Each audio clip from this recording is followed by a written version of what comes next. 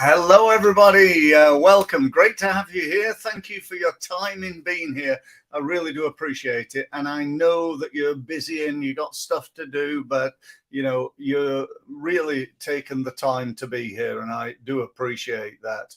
So, so let's go live. Let's have a look at what the opportunities are for you right now in terms of growing your business. That's really what I'm here today to discuss. And today's all about what is the one thing you can do. And whilst that's a good subject, and I appreciate that you're here to learn that one thing. But what I am going to say is that, one of anything is always dangerous. If you've got one salesperson, one way of marketing, one product, and so on and so forth. Another company can come in and develop a product exactly the same or even better than yours or cheaper than yours. If you've got one salesperson, that person can break their leg or leave the company. If you've got one way of marketing, a competitor can come into that way. You could have, for example, Google AdWords and do something wrong without you ever knowing, and Google ban you, and all of a sudden, your lead generation falls off a cliff. So, there are many ways and ideas and ways in which you can market yourself, and it's really important to do that. Now, let me just tell you a little bit about what I'm doing. I'm on here every day on LinkedIn Live, Facebook Live, and on YouTube Live. I'm also live today on my podcast. So what that actually means is I'm live on over 30 radio stations. I'm live on iTunes, I'm live on Spotify, and I'm also live on Amazon Music. Now, I don't know about you, but that just blows my mind. I can remember when I first started out in business was actually 28 years ago, before the internet was even invented, I think. To get my message out to, even 1,000 people involved 1,000 envelopes and 1,000 letters and loads of printing and, so on and so forth. And now, I dread to think how many people are watching today. When I say I dread to think, I'm actually inspired to think. I know my podcast gets around 7,000 not views, listens, for lack of a better word. 7,000 people listen to my podcast every single time it goes out. This LinkedIn Live and Facebook Live and YouTube Live will be live forever. I'm live now, but this will go on forever. And the reason I'm telling you this is not to impress you, it's to impress upon you. Your biggest problem and my biggest problem is the word obscurity. We're not known by enough people, unless you work for Nike or Vodafone or, any of those big, Apple or, any of those companies. They're known throughout the world. My business ain't. If you run a small business, you're probably the same. Now, maybe we don't want worldwide domination that somebody like Apple's got. We want local domination. We want to be able to dominate our market. We want to be the go-to person or the go-to business. When anybody thinks of X, Y, or Z, you're the natural choice. You're the expert, you're the person, you're the business that basically comes to mind as soon as you think of, I don't know, landscape gardening or coaching for athletes or, whatever it is, you want to be in that position. So today I'm going to talk to you about something that you already know about, to be honest, but I'm going to do it in a way that I think is a little bit different and really will get your mind open to the opportunity, because I believe this particular subject is a subject that is, A, it's potentially powerful, B, it's often not done very well, and C, it's not really thought about in the way that it could be. If we grouped it all together, what we're going to be talking about, it'd be under PR or public relations. But yeah, I don't know whether you're turned on or turned off by that, but whichever way, stick with me, because I'm sure you're going to get some great ideas and ways in which you can grow your business. Now, the first one, when anybody says PR, people think of a different PR, and that is press release, press releases, and you've probably done that. You probably thought, I've done this, Steve. I haven't come along to learn about press releases. But, my point being, well, I've got several points. One is, are you doing this on a regular basis? Because you're probably not. If you're like most business owners, they've done a few press releases and not really got anywhere, and so either given up or they do it occasionally. And honestly, guys, I can put my hand well and truly up here. I'm like that right now. I've not done a press release, I don't know, for 6 months, something like that. Thing to admit, but it is true. But it's something I'm definitely going to rectify.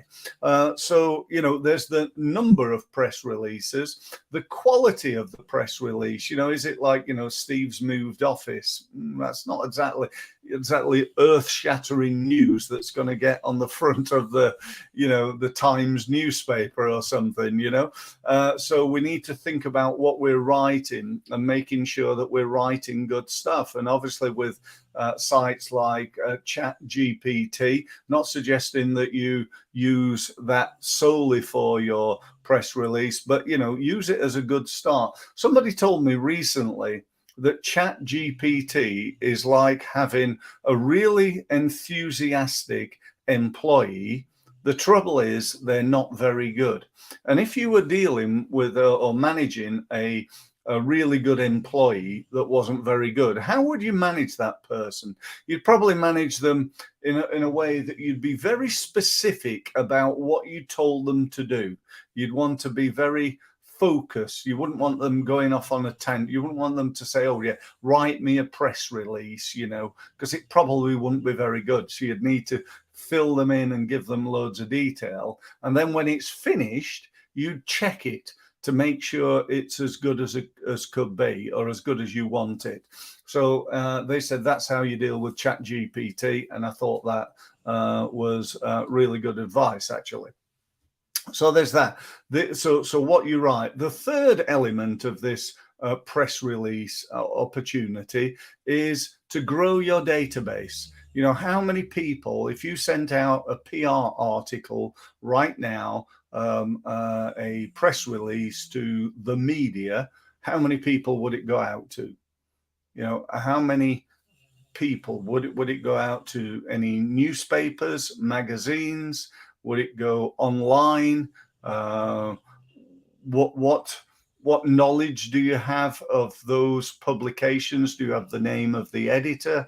Do you have their email address? And literally, how many could it go out to? Because, I know, for example, that there are 78,000 reporters, people who are wanting our stuff in the UK. Now, not all of them, because some of them write on specific stuff. They write in finance magazines, they write in sports magazines, and so on. So me sending my business article to them probably wouldn't be of that much value. But that is definitely, one of the things under this banner that we're talking about on PR that you could or should be doing and doing well. The next one is what I've already spoken about, and that is podcasts. If you're not guesting on people's podcasts, then my question is, why the hell not? I'm on somebody's podcast I think it's next Tuesday, and she's got 246,000 subscribers. So if I want to get myself in front of, let's say, I don't know, even quarter of them actually listen to my interview when she's interviewing me on her podcast. Or let's say even if it's only like 5,000 of them, which surely it's going to be a lot more than that with 148,000 subscribers. What's that going to do for me? Well, it's going to help me to start the process or continue the process of reducing my biggest problem, which is obscurity. It will get me in front of, several or many thousands and thousands of people who right now don't know the name Steve Mills, never heard of Results Mastery, don't know me from Adam. Okay, so this is really, really powerful, and we should really, really be trying to do this, trying to get in front of people on podcasts. Now, that's all well and good, but we also need our own podcast. I've just said to you, my podcast gets roundabout, it's actually 7,000 to 10,000 people every single time I do it. And I say that laughing because I can't believe it. How cool is that? And why is that? Well, it's mainly because it's on iTunes, Amazon Music, and Spotify, the three of the biggest websites in the world, and people see it on there and they read it, listen to it. They listen to it, don't they? Yeah, they listen to it on there. There's different media, and so it's really, really, really powerful. And again, I've set things up on my podcast so that when I do a podcast, yes, it goes out to those big three. It goes out to 30 odd media sites, a load of radio stations. It also goes out uploaded automatically into YouTube. I then share it on LinkedIn, Facebook, Twitter, Instagram, and then I add it to my website. I add it to my blog, and I can be doing that every day for the next however long I want to do it for. So, there's great value in this. And, this is like radio advertising was years ago, but I can now do it for free. What is all this cost you, by the way? What does, sending an email out to a media database with your article on it cost? Literally nothing other than a bit of time. What does a podcast cost? Okay, there's a little bit of a cost. I think I pay something like $120 a year. And every time I do a podcast show, I get 7,000 views. That ain't a bad return on investment, is it? Okay. So next one, events, online events, offline events. What are you doing that falls under that banner of events? Could you be doing LinkedIn lives? Yes, you could. Could you be doing live on Facebook, live on YouTube? Yeah, absolutely. Could you be doing physical events? If you go to networking events, that's one thing. A lot of people do that, and a lot of people don't do that well by doing it. But could you have your own event? Because if you do, that position you above everybody else. You get to stand up at the beginning. You get to welcome everybody to it. Everybody knows you. It is so much more powerful than just, sitting there and being one of 50 people in the room. So run your own events, whether that's online, on Zoom, on a webinar, on a LinkedIn Live or a Facebook or YouTube Live, however you do it. I think that's absolutely fantastic. And the last one I've got for you today, so I'm just about at 15 minutes, so I'm going to honor my time and not take too much of yours, is to write a book. Why do you want to write a book? Well, you want to write a book to be an expert. If I was a landscape gardener, which I'm not, I'd write a book on landscape gardening. And then when I turned up at my potential customer's address and I spoke through exactly what we do with their garden and how we do it and so on and so forth, at the end of that process, I'd say, oh, by the way, I've written a book on landscape gardening. Would you like a copy? And I'd give it them. Why would I do that? Two reasons. One, it positions me as an expert. He's written a book on it, therefore he must really know it. Not necessarily the case. You can get somebody, on a website like Fiverr, to do something like this, and costs you virtually nothing to get somebody to write a book. You could even use ChatGPT to help write a lot of it, and you can pull that together. The second reason is it induces the law of reciprocation. What a nice guy that Steve was. He gave me a free book. That was really nice. So all things being equal, let's use Steve, because he gave me a free book. You with me? So if you ever read this book, let me just pull that up there. Influence, The Psychology of Persuasion by Robert Cialdini. In it, he talks about how important it is to use one of the laws of influence is the law of reciprocation. In other words, if you do something for somebody, it makes them far more likely that they'll do something for you. So go ahead and write that book. Great for positioning. I've written 4 books so far. I'm just partway through another book called Results Mastery, all about writing. Not writing, all about improving the results that you get from sales and marketing. So that's it. Thank you very much for listening. I hope you've enjoyed it. If you want to know more from me, please get in touch. If you want to book a meeting, see that banner scrolling underneath me here. Just do it. Get yourself signed up to a meeting. Use my website, steve-mills.com. You can go in there and use one of the orange buttons to book a meeting with me online.